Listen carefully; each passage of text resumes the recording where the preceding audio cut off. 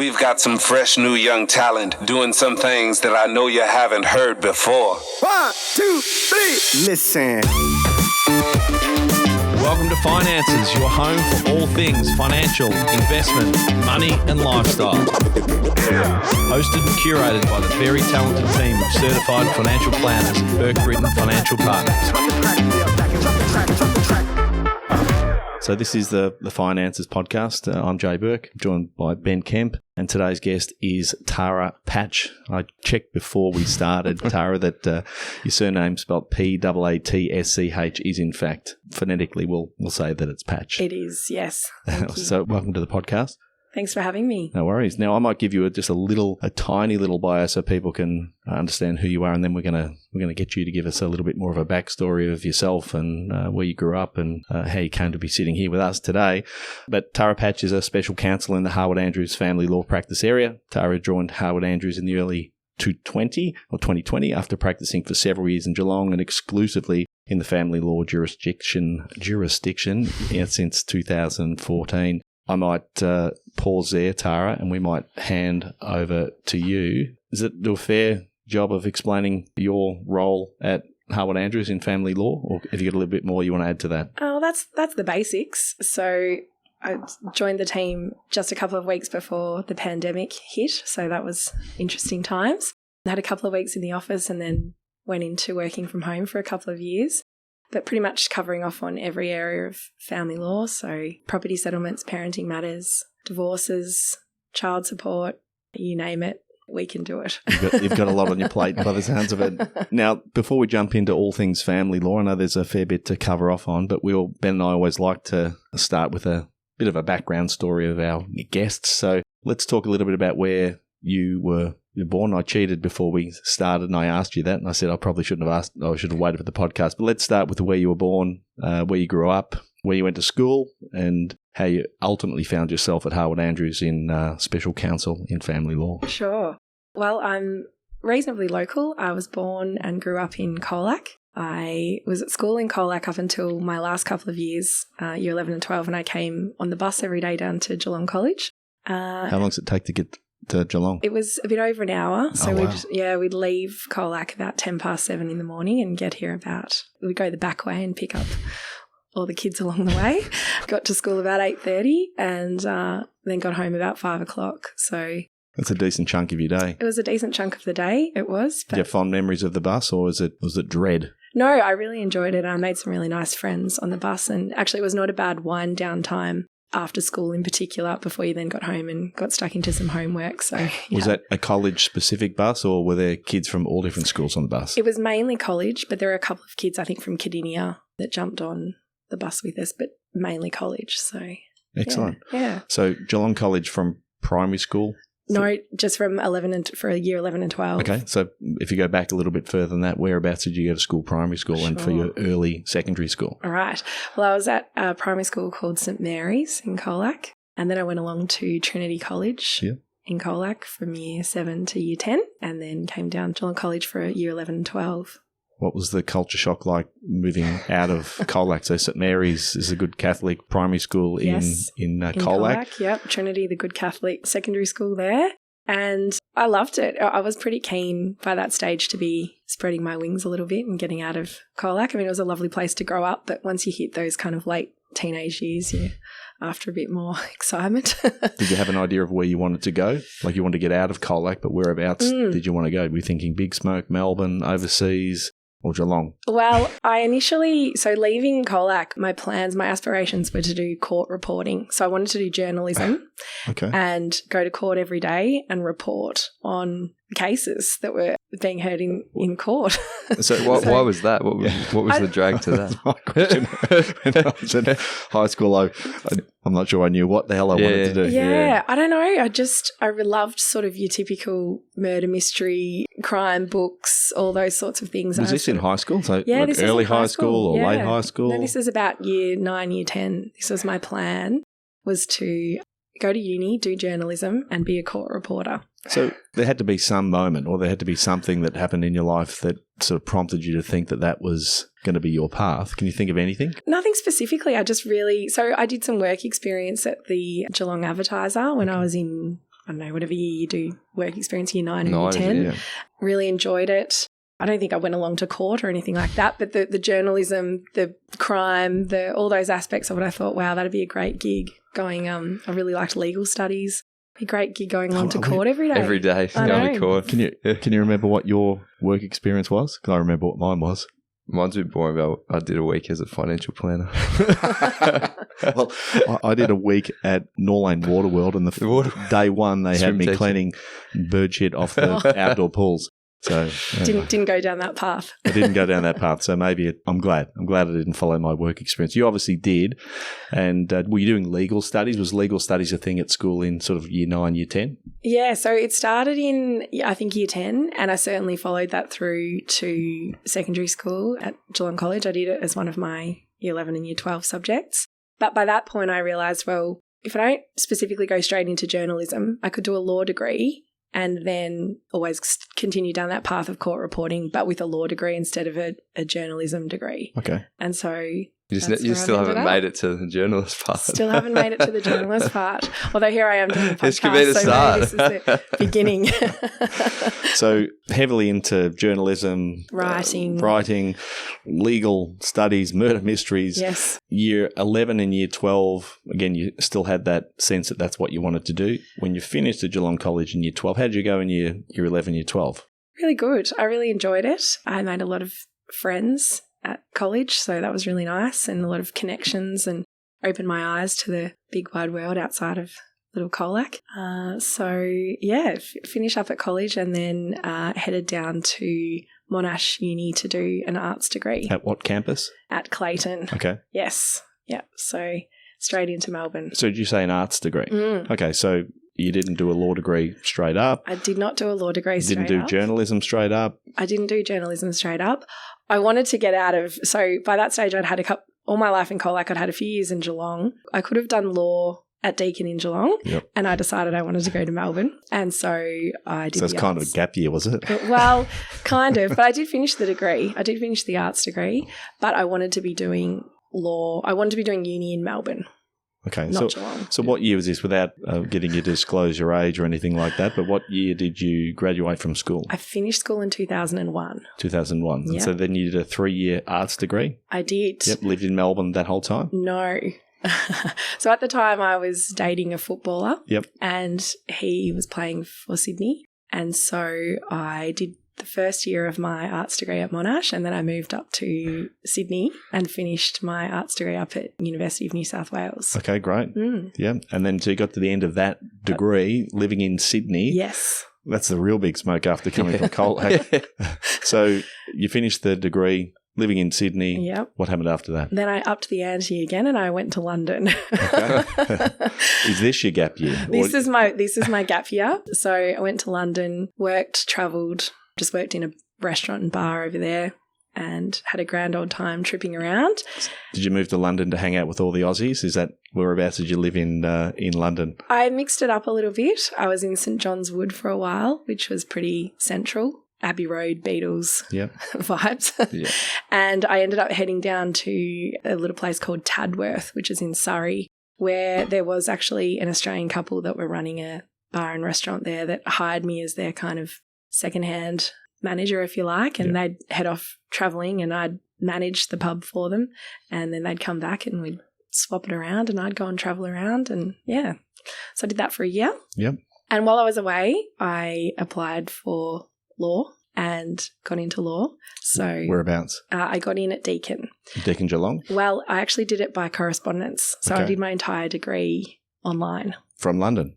No, I did come back to Australia, but I didn't have to be anywhere in particular. So I spent some time in Sydney, I spent some time in Melbourne, spent some time in Colac, Geelong, all over the place. So that's kind of 2006-ish, 7-ish? Yes, 2006. Was online study a thing back then? It was, but it wasn't particularly common. And it was whether it was going to be challenging, because obviously you'd have to do all of your study at home. They had online lectures that had been recorded. Oh, they did have I was going to say, Yep. was it online, or was it just to post the book out and you work your way through it? No, so that you could listen to the lectures being recorded. Yep. There was the forums for, instead of formal tutes, you would just go on the forums with your questions, and there were the lecturers that would be answering things online. So it was probably quite innovative for the time. Yeah, it feels more like a 2020 kind of thing rather than a 2007 kind of thing. Yeah. So 2006, for 3 years, I did my law degree online, remotely. Wow. How'd you go with your law degree? How'd you perform? I think I did pretty well. Yeah. I did really well in the subjects that I had always had an interest in, so things like evidence and criminal law, family law, things like that I was particularly interested in. Probably didn't do as well in some of the a bit controversial, but more drier subjects like constitutional law and things like that. I don't think that's controversial at all. Well, some people that floats their boat. Yeah. Not for me. But yeah, got through law degree relatively unscathed, and then needed to get my first job out in the world of law. So I applied for a couple of different roles and ended up starting out my career at Madden's Lawyers in Warrnambool. So I was back near the old, the old old stomping ground. Stomping ground, Yeah. exactly. I started out, so I was the first year of the new traineeship system. So prior to that, it had been called articles when you did your first year in the workforce as a lawyer. And they implemented this new system where you had to be a bit more structured about rotating around certain areas to get the required experience and people ticking off that you're not just photocopying or making coffees in a corner, you're actually doing legal work. So I was the first year of this new traineeship system. It was quite similar to articles, but I got to do actual legal work and not make coffees and photocopy, so it was great. So you did get quite a broad brush of all the areas of law. I did. What did Madden's focus on? Were they a general practice or were they specific to a particular type? No, area? so general practice. So I rotated around through property, litigation, family law, wills and estates, some personal injury. I got a pretty wide variety of experience, commercial law, so a bit of a taste of everything. Which Were you was drawn great. to the family law just from the outset, or was that something that just you fell into? I fell into it. Yeah. So I did kind of helping out in various areas when people were heading off on maternity leave. I'd sort of backfill roles, which was great. But I certainly realised that property law and commercial law were not going to be my calling pretty early on in that process. I just didn't really enjoy the commercial leases and conveyancing aspects. Has that got something to do with the lack of people contact? I think so, yeah. And that was the part I really quite liked, was the meeting people. So I was more drawn to your personal injury, wills and estates, family law, just because of the different people you got to meet and the client interaction, definitely. So were you starting to think, as Ben said, you were starting to think family law maybe, or had you still not quite decided that you still had a few other options? I hadn't quite decided. I was open to anything that involved people and that involved ideally litigation. That was my plan. Did you dream of being in a courtroom? Did you watch some of those shows like The Firm or Suits? I haven't seen Suits, but is that when you grow up, is that what you're dreaming of, the sort of the Hollywood picture of a litigator, or not so much? Well, to some extent, because obviously I had that aspiration right back from when I was interested in court reporting. So the court and the litigation aspect was obviously a big part of it. For me, the judges, the process, the fighting, possibly. That was definitely a big draw card for me, definitely. So Madden's for how many years before you then moved on to your next role? So 3.5 years in Warrnambool at Madden's, and my husband and I then got married, and we thought we might want to start a family, so we thought it might be a good idea to move back a little bit closer to where our family was.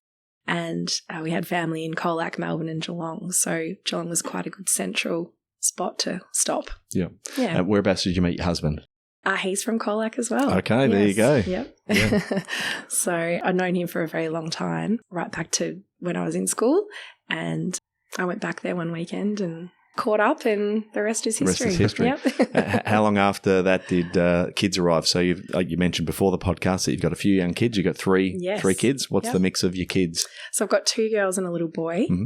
and my eldest is almost 9 and my youngest is just turned 4. So my husband and I got married in 2012. Yep.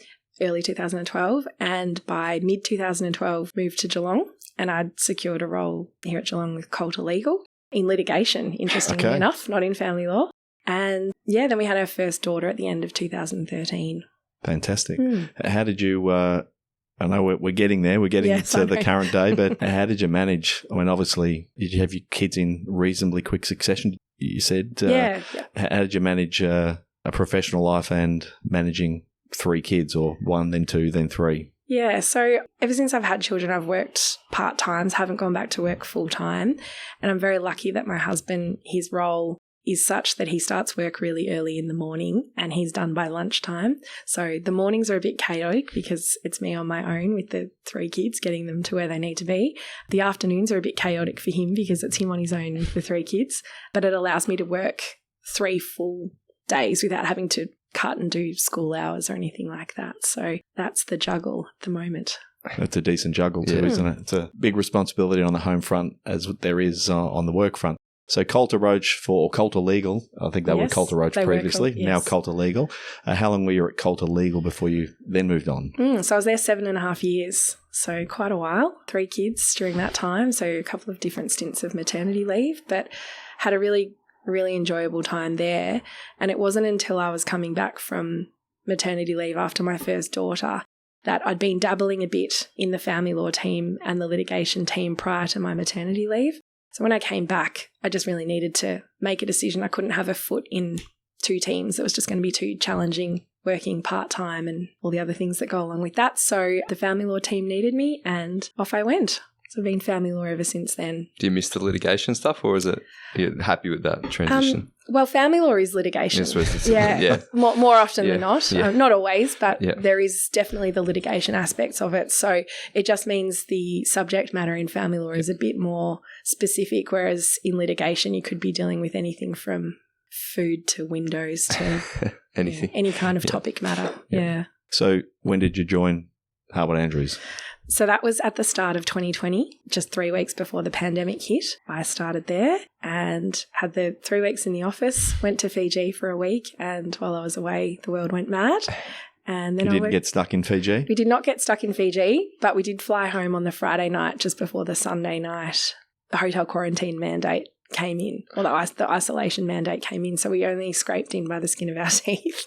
Without having to do 2 weeks isolation. That's fun. Yeah. 3 kids. Yes. But yeah, so I did a couple of years from home pretty much since I've started with Harwood Andrews, and now we're back in the office and things are slowly getting back to normal. What do you prefer, particularly in family law specifically? How difficult is it to operate remotely or via Zoom and calls versus actually sitting down with people one-on-one?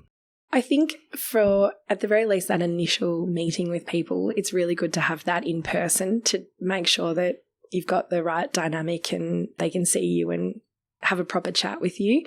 But beyond that, it's quite easy to do it, email, over the phone, Zoom or Microsoft Teams if you need to. But certainly that very first appointment I think is pretty important to do in person if you can. Yeah. That probably brings us to sort of the family law process, I suppose, because I know when we're talking to clients, there's a lot of, when we start to talk about family law, it feels very awkward for people. Like it feels very uncomfortable, and sometimes it's a bit like talking about estate planning and death. It's something that we don't really want to talk about, but it's kind of really important, particularly when you're in the moment of thinking, listen, I've got to do something. I was mentioning to you just before we started recording that I had our last guest, Tam Shields, who's a friend, was explained to me her experience of divorce and separation, then divorce, and that sense of feeling really alone and like that she'd done a bad job in managing her affairs that brought her to this point. So I think it's such an important process, but it's so important to actually surround yourself with the right people, i.e. financial advisors, friends who have actually experienced before, and also family lawyers who can point you in the right direction. So let's talk about the process itself of family law. How do people actually find themselves sitting down with you to talk about their circumstances and where they go to from here? You're right. It's definitely a very confronting and pretty emotional area of law, and family lawyers were sort of a necessary evil, really, to help be one of those support networks to help guide people through it. So sometimes someone might have separated and they immediately want to know how the process works, so they would make an appointment to come in and meet with us and have that initial discussion. They might not be ready to progress anything just yet, but just to know how it works for when they're ready to move forward. Other times we meet with people in the lead up to their separation, so they might think things aren't going well and might be looking at separating, so I need some advice on how to progress things if and when we do. And other times we've had people that have been separated for many, many years and might never have formalised a property settlement, or things might have gone really well with their parenting matters by agreement, but then a new partner's come on the scene or something's gone pear-shaped, which has caused things to deteriorate. And that might be the point in time when they come in and get some legal advice about whatever's happened. Percentage-wise, what's the breakup of people that come preemptively, those that come right in the midst of separation, and those that are maybe just tidying up loose ends? Yeah, huge mixture. I wouldn't like to speculate because I see clients from all different ranges of that timeline. So yeah, it's a real mixture of people. Do you see many people trying to do this themselves and then just getting it awfully wrong? Is that a growing amount of people, or is it just a constant? What we often see is, well, the advice I certainly give is the more you can do yourself, the cheaper and easier it will be, and you're not paying a lawyer to do it for you.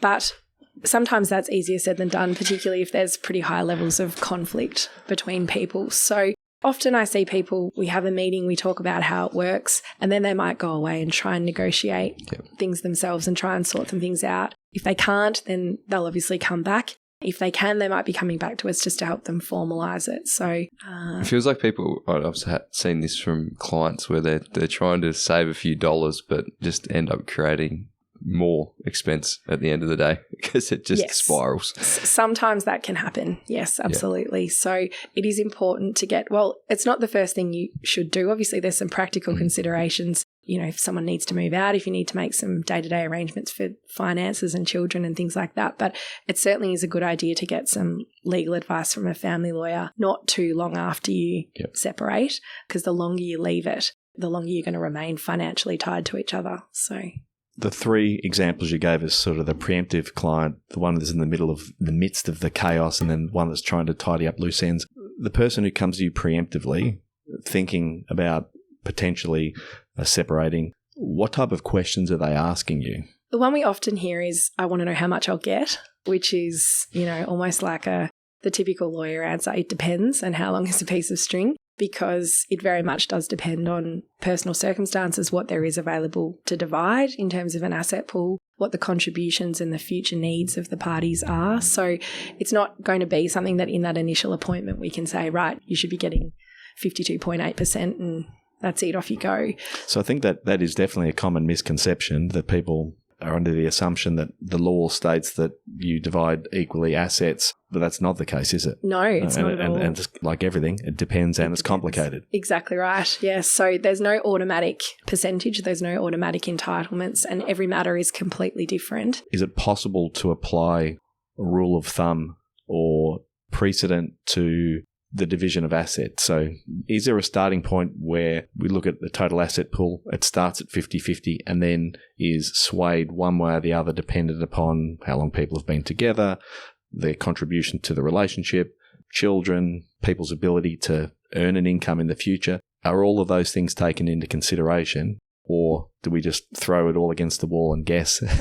No, you've hit the nail on the head. All of those things are taken into consideration. So the starting point is, what is the asset pool or the pie that we've got available to divvy up, and how much of those things worth? So another common misconception is that you might just be looking at what the parties own in joint names or what they've bought during the time that they were together, and that's not actually the case. So what we need to assess is absolutely everything that either of the parties own or owe, and that's in the pool.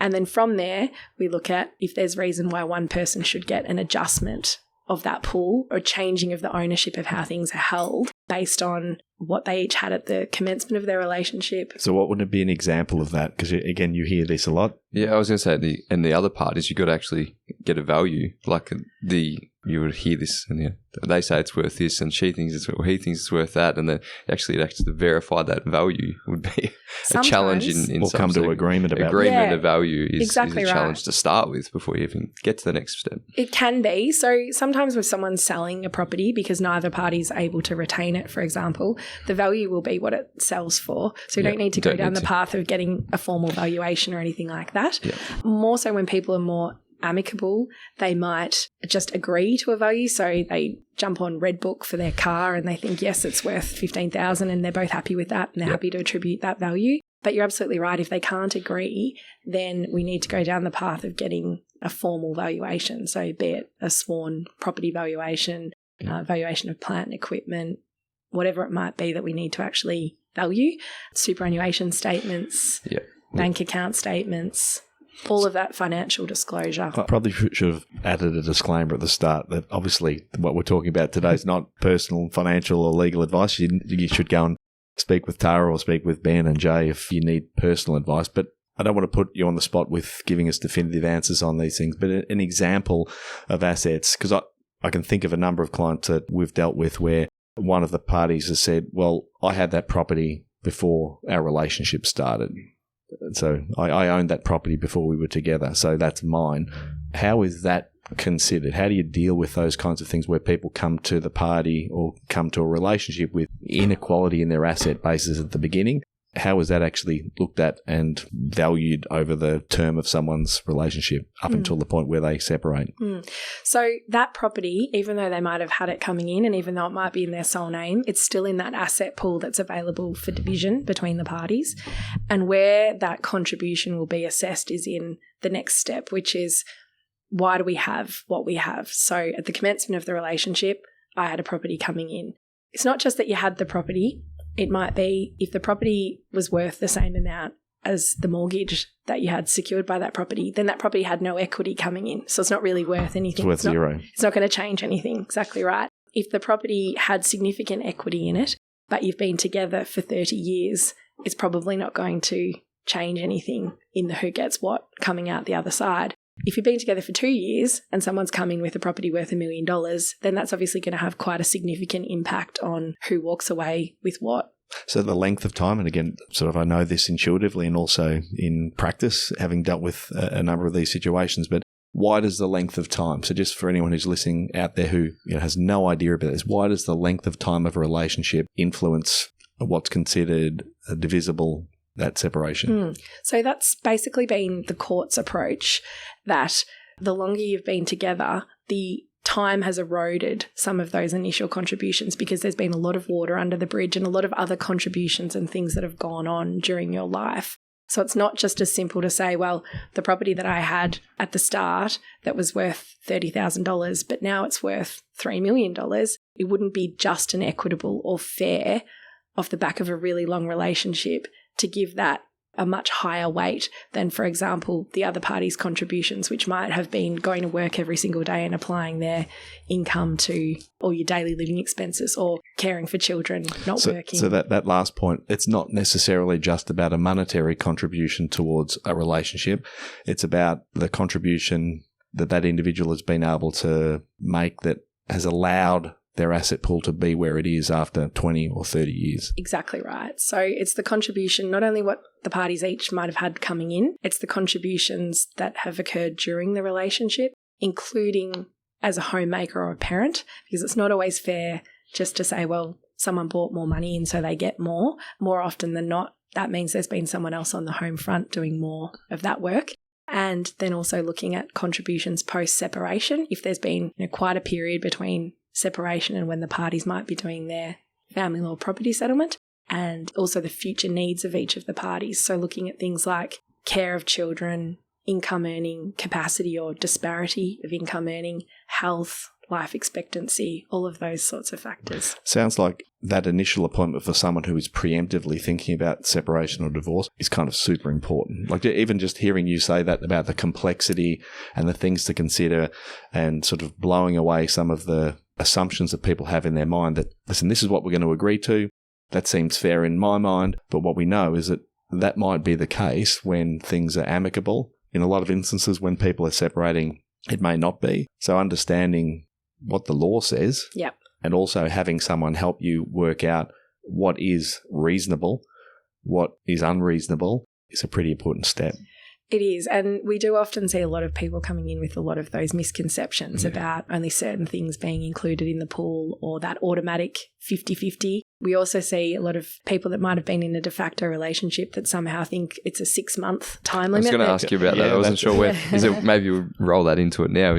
Do you have to be married for these things to apply? No. So the legislation is the same. Different sections of the Act refer to married couples and de facto couples, but the considerations in the legislation is the same. So whether you're married or whether you're de facto, whether you're same sex, it's all the same considerations.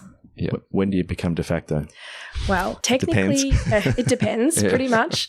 That's my stock standard answer. Technically, it's 2 years, but there are exceptions to that rule. So, for example, if you have a child together, if one of the parties has made significant financial contributions. How do you define significant? Well, it comes down to the circumstances of the matter. It depends. Yeah, it depends. Is that like if they purchased a house together or something like that would potentially be a trigger for that? Exactly. So if parties had purchased a property in their joint names, then how on earth would that be resolved or that be addressed if we didn't have jurisdiction to address it via the family law system? So, yes, certainly some things like that crop up. I mean, there's been cases of de facto relationships where it's been an affair or a mistress, so you don't even have to have necessarily lived together. There's been de facto family law applications off the back of parties that have been having an affair. Is that around showing dependency? It is. So, yeah, that financial dependence or interdependence is another one of those it depends factors. Okay. The standard rule, if you like, it's not 6 months, it's 2 years, but unless one of the exceptions apply. Okay. What about if you're leaving your toothbrush at a girlfriend's house or something like that? Do they take all those things into consideration? Yes, the duration of the relationship, where you might have stayed, a whole range of things, what you might have portrayed to other people as to whether you're in a relationship, so whether you're rocking up to each other's family Christmases and special family functions and introducing the person as your partner. So a whole range of things that could go towards showing that there is a de facto relationship or that there's not. There's not really anything black and white about it, is it? It's all sort of grey. It's just... Well, there's a lot of case law about it. Yeah, so that's what you use. But there's a checklist, sort of a checklist. There's some examples that are included in the legislation of things that might constitute de facto relationship, but it's not a hard line because, again, it's always but and it's always it depends because everyone's circumstances are so different. And I think one of the things that makes it even greyer is the emotional aspect. Like all the things that you just spoke about, I can imagine two parties where they're each trying to dispute the other. They're trying to say, well, I went to the Christmas party, but the only time I went, or I only just needed to bring someone. I needed to drop someone off, so that you can see how the dispute can be so emotive and how very quickly it can get out of control. Yes, yeah, it can. And that's why I throw back to, at the end of the day, the more people can negotiate and agree themselves without having to turn it into a big fight, the cheaper and easier it will be. But it's often easier said than done. I've got an example with a client a while ago, and they separated, sold the house they owned together. They're married. They sold the house, a couple of kids. They worked out all their arrangements themselves, and they're all fine. They've got it, moved on sort of, but they haven't done anything from a formal sense yet. Is that still needs to be done, doesn't it? Like they still need to go in and actually, sort of agree that they've agreed and do those things. That's very, very important, isn't it? Yeah. So when you're married, you're actually going to remain financially tied to each other until you do a formal property settlement or until the clock runs out, which would be 12 months after you apply and you receive a divorce order. In a de facto relationship, there's a 2-year time limit. So you've got 2 years after you separate to try and sort out and formalise the who gets what of the assets. Otherwise, on the face of it, you run out of time. Sometimes you can apply out of time, so outside of that 12 months after your divorce or outside of that 2 years after your de facto separation, and you can plead your case, if you like, as to why you need a family law property settlement even though you're outside of the time, and sometimes you can be successful in that. But generally, it's staying financially tied to each other until you do a property settlement or until 12 months after the divorce for a married couple, or the 2 years after a de facto relationship. That scenario you're talking about sounds like we talked about the three options or the three scenarios: preemptive, sort of in the middle of the chaos, and then loose ends. Yeah, that's what I was thinking. And again, for them, they sort of, the assumption from their end is we've done it all. Like, we're all happy families, move from, so they're very amicable about it. But there's still a need to formalise that, isn't there? There is, because there's a real risk that if one of those parties became unhappy with the settlement at some point, or what they'd agreed at some point down the track, and often the trigger for that might be a new partner coming on the scene, or things that can cause a bit of upheaval during the relationship. Their former partner could come back at them because they're still financially tied to each other. Yep. So what the court in the family law system is looking at is what the parties own, what's in that pool at the point in time that the court's making the orders, not what the parties had when they separated or at some other point in time. It's what they've got. Not what they had a handshake agreement around separating. No, exactly right. It's what they each own and what's in the pool and what the contributions and the like were at the point in time the court's making the orders. So one of the questions that we asked to this point is when we meet a client for the first time, we ask them about their dependencies, we ask them about their marital status, we ask them whether they've been married, separated, divorced in the past, because it's amazing how many people have been married in the past, and we'll ask them, have you had a formal financial settlement? And they'll say yes, but they haven't. No. They've just had an agreement because it's been amicable at the time. They've thought, well, you have the house, I'll have the cash, and they've got kids and they don't want to upset the apple cart. But we're seeing more and more, hopefully less and less over time, but those clients actually wanting to tie up and needing to actually tie up the loose ends so that they don't leave the potential for future You issues. get higher rates of, again, you know this better than us, so the higher rates of divorce and separation than in the past. So there's more people in the pool, and then there's less of them that are, well, just because of more numbers, there's higher chances people out there who haven't tidied it up and done it properly, isn't there? So we seem to be finding, blended families, and then that complexity of the estate planning off that we probably see more of. Yeah. It's everywhere. Yeah. It's most the common thing. Yeah. And it's quite funny, the number of people that sometimes we see that have had, unfortunately, multiple failed relationships, and so they haven't even formalised their property settlement from the first partner, and now they're on to a second or sometimes third, fourth relationship breakdown. And how do you establish what's in the pool the fourth time round if you haven't actually cut your ties properly the first time round? So it becomes very, very challenging. So yes, advice, absolutely.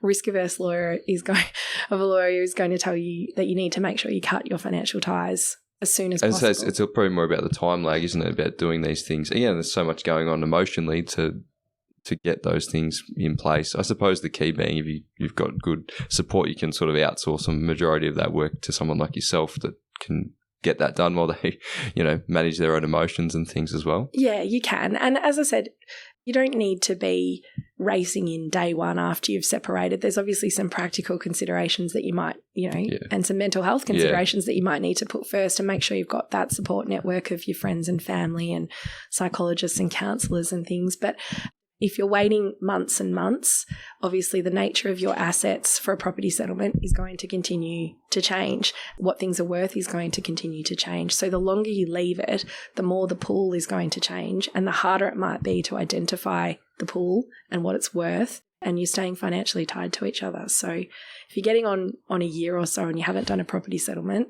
things have changed quite significantly during that time, and you probably need to look at getting something to cut those financial ties. What's the longest you've had?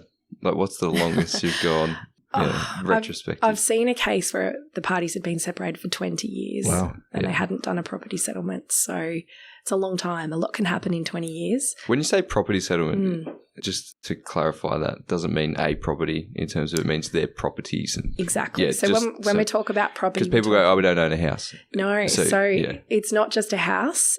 When we're talking about property in a family law context, it's everything that would be in that asset pool. So all of the assets, all of the debts, everything that they might own. Property's got a pretty wide definition. So any interest that they might have in anything, including businesses, trusts, superannuation.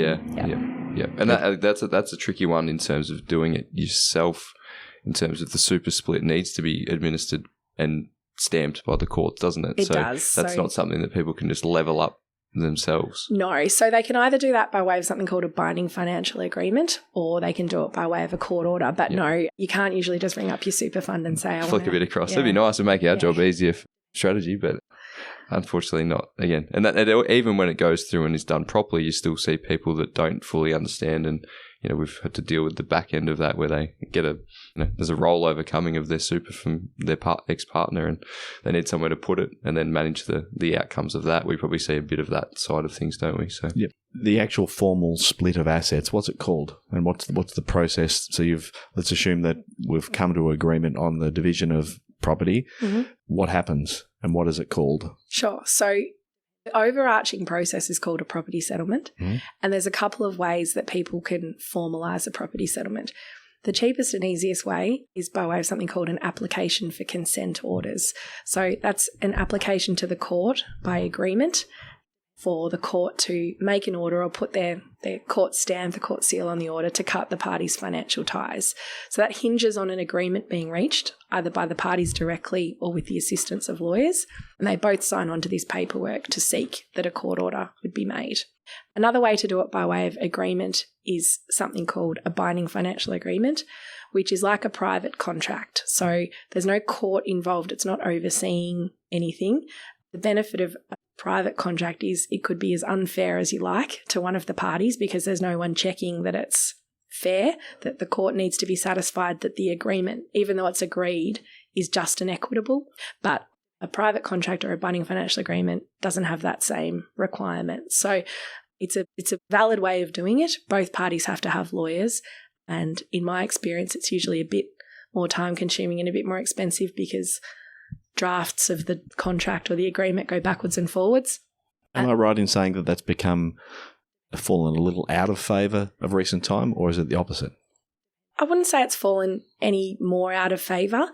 My approach is always, though, well, if we've got a fair agreement, why wouldn't we go down the cheaper and easier path of an application for consent orders, unless there's particularly sensitive commercial information or something in the pool or in the matter that the parties wouldn't want it to go before the court. But if it's cheaper and easier and it's fair, let's go down the path of an application for consent orders without going down that private contract, because there's some pretty significant legal advice that both parties have to have lawyers for a private contract or a binding financial agreement, and the level of legal advice that the lawyers have to give the parties before they sign it is pretty significant about the pros and cons and the fact that they're opting out of the court system. So I suppose why would you if you could go down the other slightly easier avenue? So most people go down that path, the application? I would say most people, yes. Not all people. Not all, but majority. You ever see a combination of both? So we've got the consent orders and then maybe, would it be spousal income support or something like that might be dealt with as a binding financial agreement? That's exactly right, Jay. So yes, you can try and extinguish the risk of either party making a claim for spousal maintenance.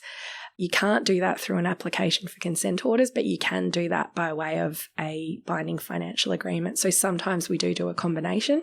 The other combination that we sometimes see is people entering into something called a binding child support agreement, which would lock in their child support arrangements as part of an overall kind of financial settlement or financial terms that they've agreed.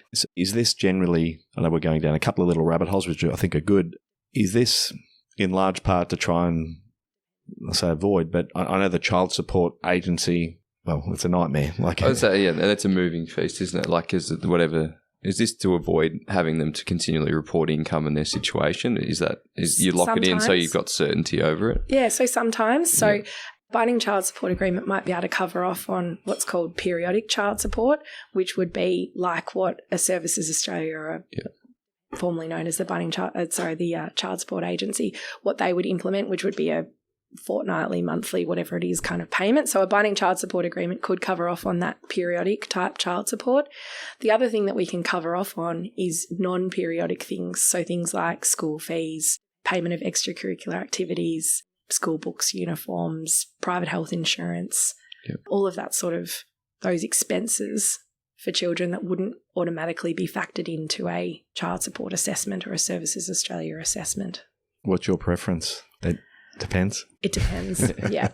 you know, for some people, it works far better for them to have an assessment through the agency, through Services Australia, because it's assessed based on care percentages. It's a very complicated calculation and formula. It's assessed based on current incomes. It's not locking them into something, and it's reviewed regularly. Whereas a binding child support agreement, you lock it in, that's it. And for some people, that's not going to be workable or best. But for other people, it might be a really great outcome, really good idea to have those sorts of things locked in.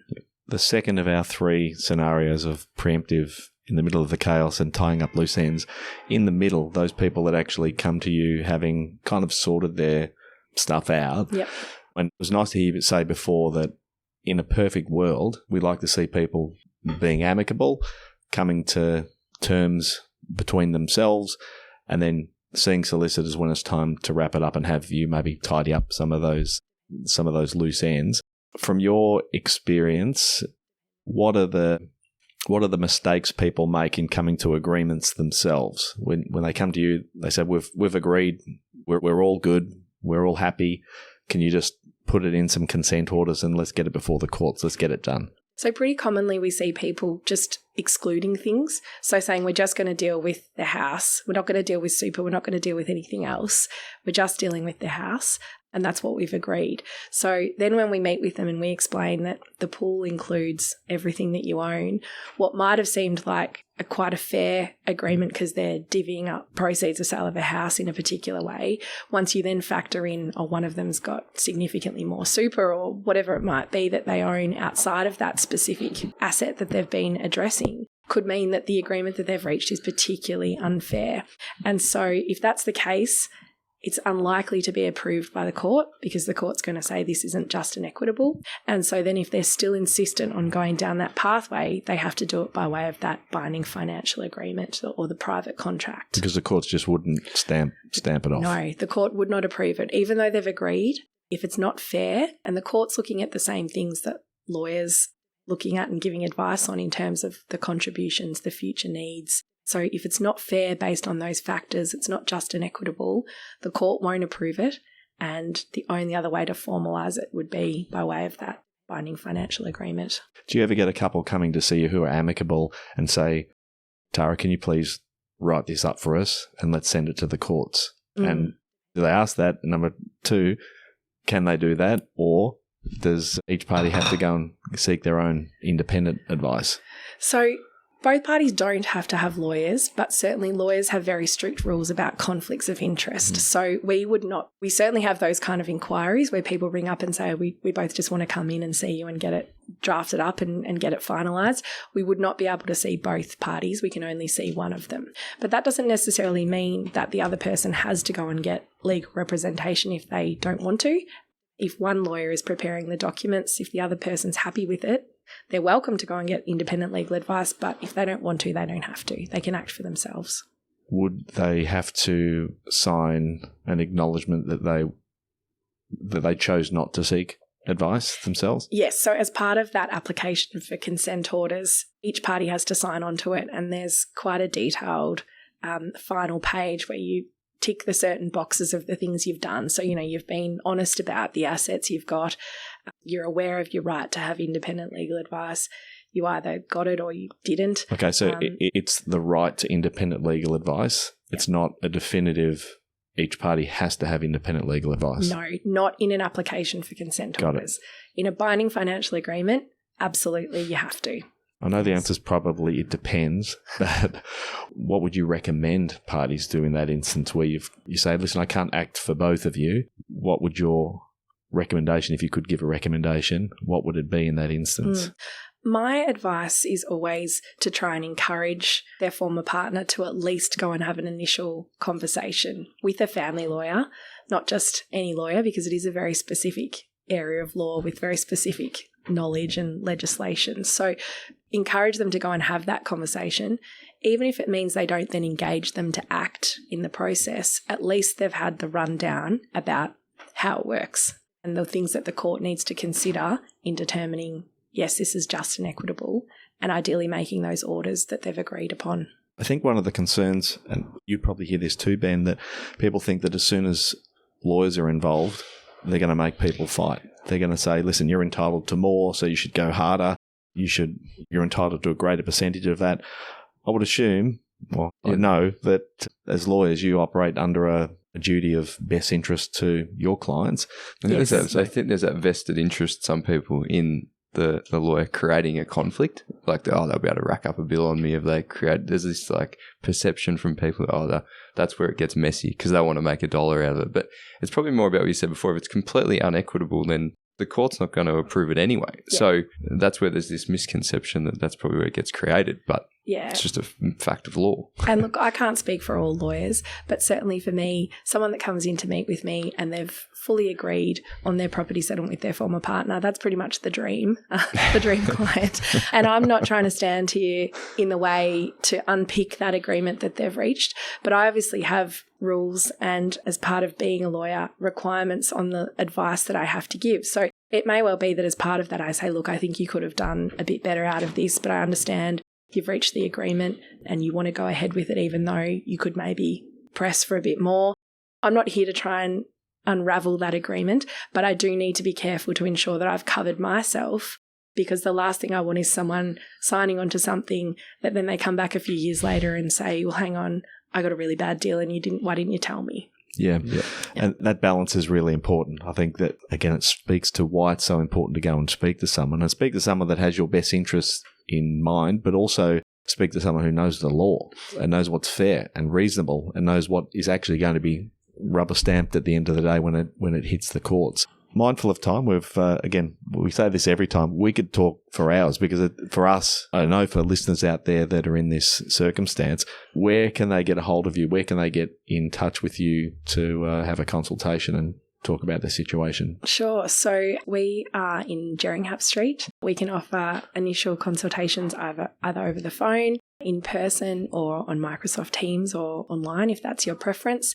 And we do actually offer an initial complimentary appointment. So where you can come in and certainly not a session where we're sitting there talking very specifics of the percentage entitlements that you're going to get out of a property settlement, but just to give you a bit of an understanding about what sorts of things are considered, how it works, the pool, the contributions, the future needs and things like that. So we offer those initial appointments most days, and just comes down to people's availability and their preferences to how they want to have that first meeting with us. And where can they find you online?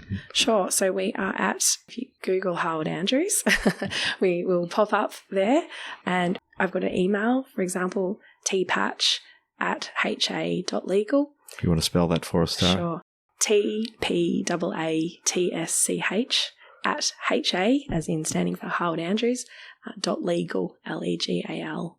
So you can always flick us an email and let us know if you would like to tee up an initial appointment, and we can arrange a time, do a conflict check and have that initial conversation about how it works. Do you want to just talk about a conflict check, what that actually is?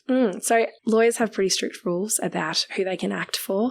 And so, for example, if I had given advice to someone's former partner, I couldn't then have them come in and give them advice because that would be a conflict of interest for me, because I couldn't be acting in the best interests of both of those people. So what we do is we grab both parties' names when you contact us. We search our system to make sure that there's no conflict, be that a conflict where we've acted for someone in a family law matter or given them advice, be it a conflict over from our business law team or, a personal conflict. It's any matter that practice is on. Within the firm, okay. Yes. And if that comes back clear, then we're able to obviously meet with you and have that initial conversation and act beyond that if you want us to act beyond that. Beautiful. Tara, thanks very much for joining us today. It was great, and we look forward to round 2, diving a little bit deeper into all things family law and maybe your history as well. So thanks for coming. Thank you. Thanks for having me. We hope you enjoyed today's episode. If you're keen to understand more about how financial advice could benefit you, follow us on Instagram, Facebook and Twitter @BurkeBrittonFP, or Google Burke Britton Financial Partners. Check out our client reviews, testimonials, and make a time to meet one of our certified financial planners by clicking Book Now on our website. Thanks for listening.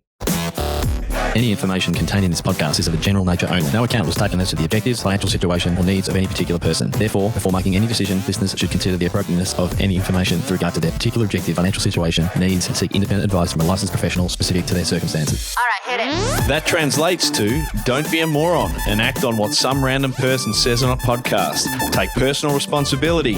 Do your homework. Ask questions and speak to an actual human that knows what they're talking about before you do anything. PB Financial Solutions Proprietary Limited, trading as Burke, Britton Financial Partners, are authorised representatives of AMP Financial Planning Limited, AFS, licence number 232706.